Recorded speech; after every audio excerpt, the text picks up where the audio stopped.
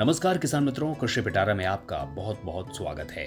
किसान मित्रों, आज हम बात करेंगे मछली पालन की कुछ प्रमुख विधियों के बारे में। मछली पालन एक लाभकारी और तेजी से बढ़ता हुआ व्यवसाय है जो कृषि के साथ साथ बड़े आराम से किया जा सकता है। सफल मछली पालन के लिए कुछ वैज्ञानिक और आधुनिक तकनीकों को अपनाना आवश्यक है ताकि उत्पादन अधिक और लागत कम हो सके। तो सबसे पहले बात करते हैं तालाब आधारित मछली पालन यानी पॉन्ड कल्चर के बारे में। यह सबसे सामान्य और पारंपरिक विधि है जिसमें कृत्रिम या प्राकृतिक तालाब में मछलियों को पाला जाता है। इस विधि में तालाब की गहराई 5 से 6 फीट होनी चाहिए और पानी की गुणवत्ता यानी पीएच मान 7 से 8 के बीच होना चाहिए, जबकि ऑक्सीजन, तापमान और साफ सफाई का ध्यान रखना इस विधि में काफी जरूरी होता है। तालाब को तैयार करने से पहले जहर देकर जंगली मछलियों को हटाया जाता है इस विधि में, और फिर खाद और चूना डालकर पानी की उर्वरता को बढ़ाई जाती है। इसके बाद अगली विधि है बहुप्रजातीय प्रणाली यानी पॉलीकल्चर। इस तकनीक में एक ही तालाब में अलग अलग प्रजातियों की मछलियों को एक साथ पाला जाता है जो जल स्तर के विभिन्न भागों में भोजन करती हैं। उदाहरण के लिए रोहू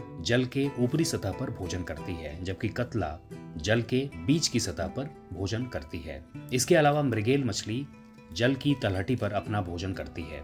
इसे तालाब की हर परत का पूरा उपयोग होता है और उत्पादन अधिक होता है। किसान मित्रों, इसके बाद हम बात करेंगे एकल प्रजाति पालन यानी मोनोकल्चर के बारे में।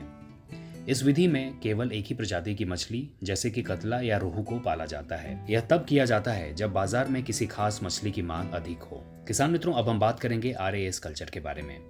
यह एक आधुनिक और इंडोर मछली पालन प्रणाली है जिसमें पानी को लगातार फिल्टर किया जाता है और दोबारा उपयोग में लाया जाता है। इसमें जगह की आवश्यकता कम होती है और उत्पादन बहुत अधिक होता है। यह प्रणाली महंगी है लेकिन शहरी क्षेत्रों और व्यावसायिक स्तर पर लाभदायक है। इसके अलावा अगला कल्चर है केज कल्चर। इसमें नदी, झील या डैम के पानी में जालीदार केज यानी पिंजरा लगाकर मछलियों को पाला जाता है।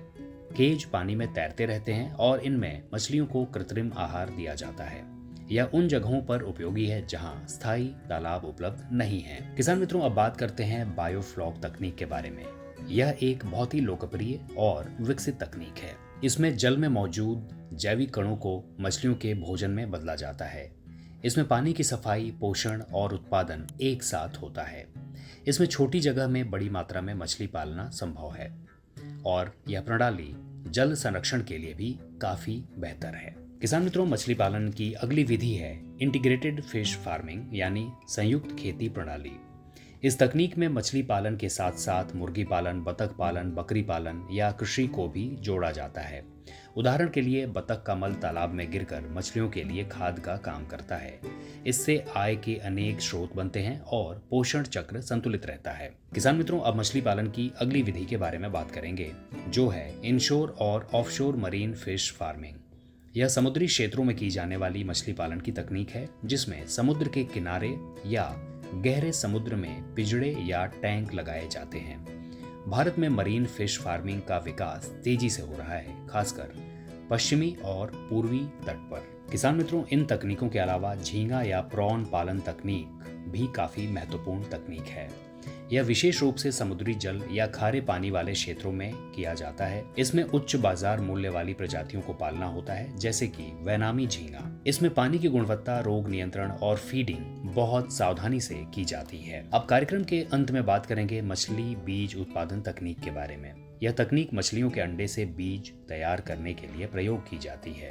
बीज उत्पादन से मछली पालक खुद अपने तालाब में मछली पालन के लिए तैयार बीज पा सकते हैं और इससे लागत भी काफी कम हो जाती है। तो किसान मित्रों, ये था आज का कृषि पिटारा जो कि केंद्रित था मछली पालन की कुछ प्रमुख विधियों पर। मुझे उम्मीद है कि ये कार्यक्रम आपको काफी पसंद आया होगा। अगर ये वीडियो आपको पसंद आई है तो कृषि पिटारा के YouTube चैनल को सब्सक्राइब करें और बेल आइकन दबाएं।